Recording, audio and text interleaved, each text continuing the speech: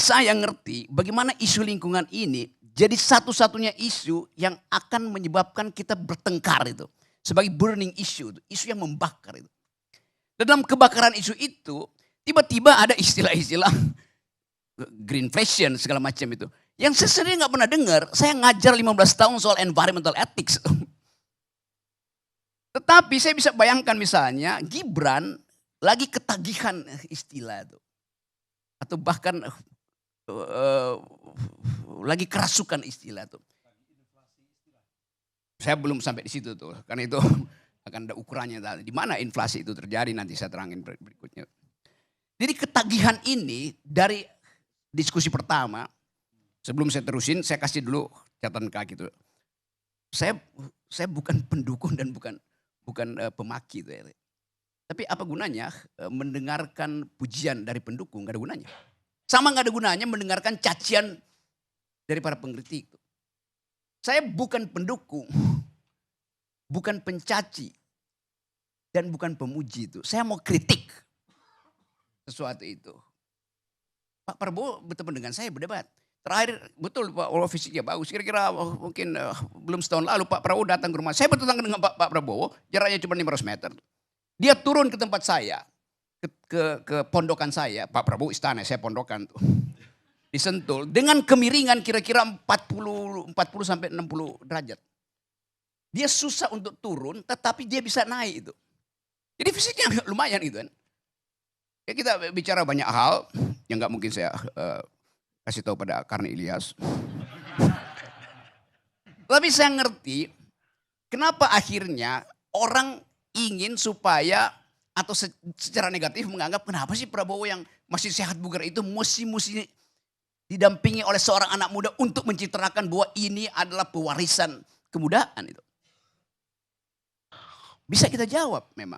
Tetapi mungkin saya gak ada benar, dia curiga bahwa enggak Pak Prabowo mungkin enggak menginginkan. Tetapi ada syarat-syarat tertentu yang terpaksa mesti dia terima itu.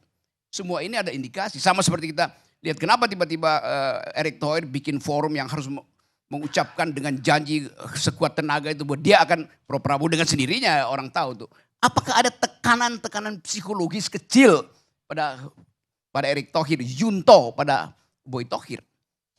Kan ini soalnya begitu tuh. Sama halnya saya menangkap sinyal kecil-kecil. Maman ini juru bicara Prabowo atau juru bicara Gibran atau juru bicara Gerindra. Kan kita bisa lihat kualitas mentalnya kan. Walaupun semua mau cari headline aja kan, gini. Demikian juga Daniel yang baru saya dapat buku dan teman-teman anak muda coba baca buku Daniel Simanjuntak Politik Pertahanan yang di dalamnya pasti ada masalah pertanahan.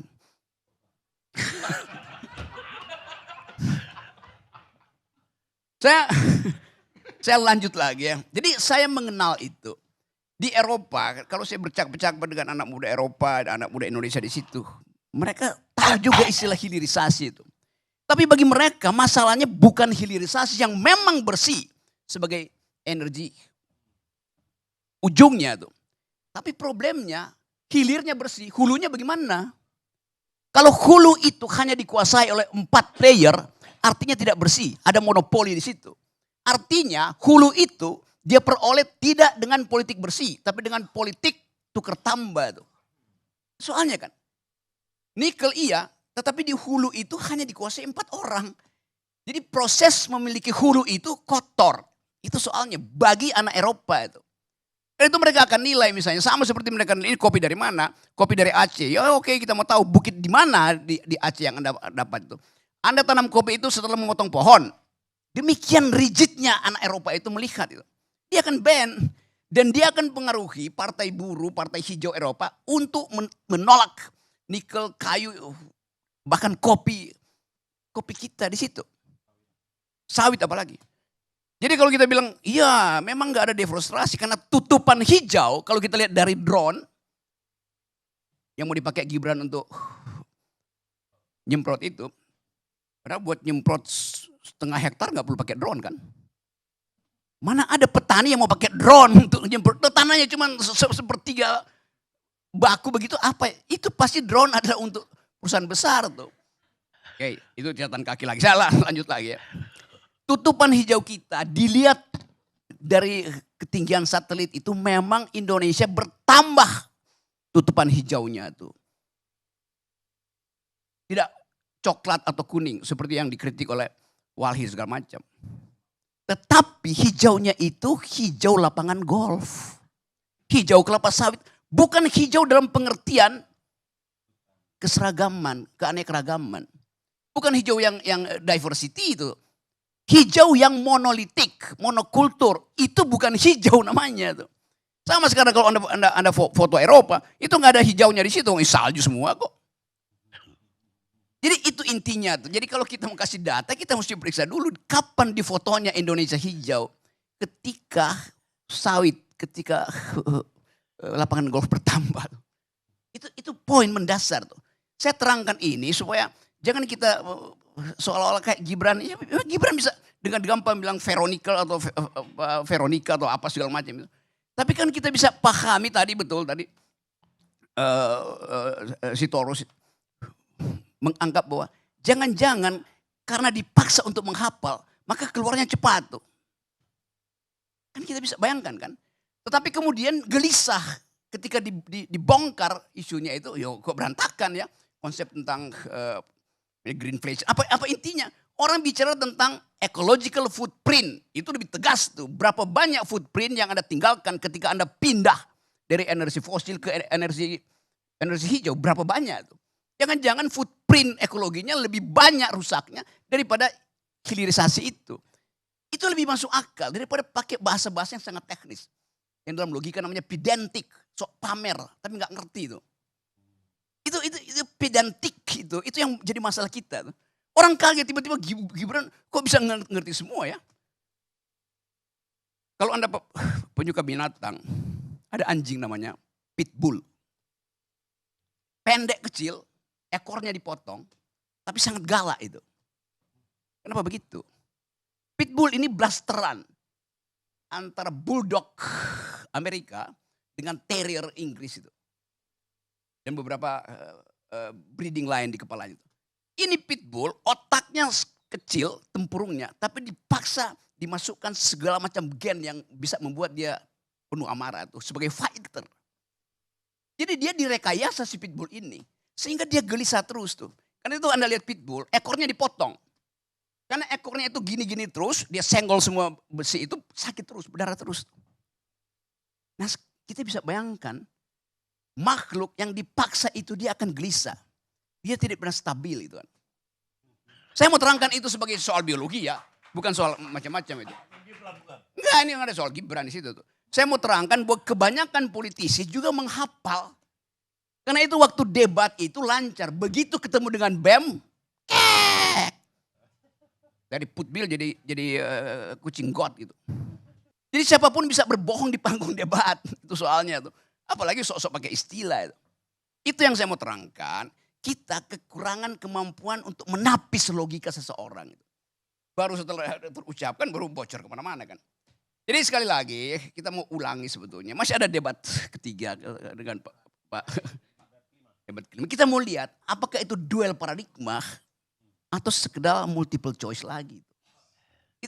Itu kita mau pamer itu kan. Kan kita malu orang jurnalis asing itu saya ketemu berhenti di Doha datang wartawan Australia tanya kok begitu ya Indonesia tuh berdebatnya kan. Ngeledek aja jadinya kan. Karena bagi mereka loh ini debat apa? Debat itu harus ideologis. Nikel itu nikel yang sosialistis atau nikel yang kapitalis kan. Kan gampang itu kan. Jadi bukan debat istilah, technicalities itu. Ini saya kira supaya kita fair mengatakan bahwa ada bagian-bagian di dalam diri manusia Indonesia yang akhirnya dieksploitasi oleh keangkuhan, kerasukan, pamer secara intelektual tapi miskin dalam metodologi itu. Berupaya untuk nerangkan bahwa saya paham-paham ini, tetapi dia nggak ngerti bahwa isu ekonomi itu selalu mesti ditempatkan dalam duel. Anda mau jadi negara sosialistis atau berkecenderungan kapitalistis.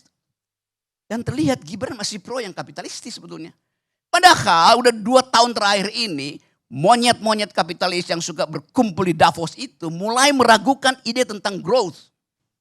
Bagi mereka bagaimana mungkin akan ada kemakmuran, keadilan kalau masih mengejar pertumbuhan, growth. Sekarang orang bicara tentang degrowth itu. Bukan karena kapitalismenya udah lumpuh, tetapi ada pletora baru. Tolong suruh Gibran cari apa artinya pletora. Pletora baru, di mana orang paham bahwa ini bukan sekedar nasib Indonesia versus nasib Jepang, bukan Prancis versus Amerika. Nasib planet, itu masalahnya tuh. Mestinya pertengkaran itu pertengkaran di tingkat planetar. Ini nasib planet, orang bicara begitu. Orang bicara lingkungan artinya bicara tentang nasib planet itu. Karena satu waktu mungkin bumi ini udah bosan dengan manusia. Kan gak mungkin dunia ini terus-menerus dihuni oleh manusia kan. Ada hak robot untuk tanya bagaimana cara bercinta ala manusia tuh. Karena dia cuma diajarin cara berpikir, tidak ada cara bercinta tuh. Satu waktu debat-debat di Indonesia mungkin separohnya adalah robot.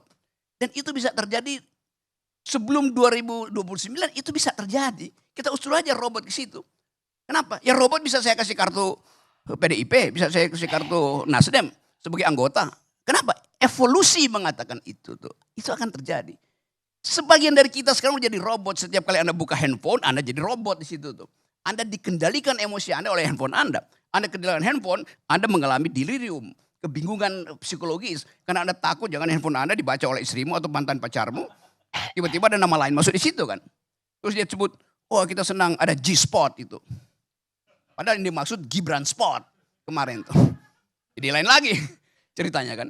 Jadi ini hal-hal yang buat saya, kita mau tuntun bangsa ini dengan pikiran. Itu aja tuh. Assalamualaikum warahmatullahi wabarakatuh.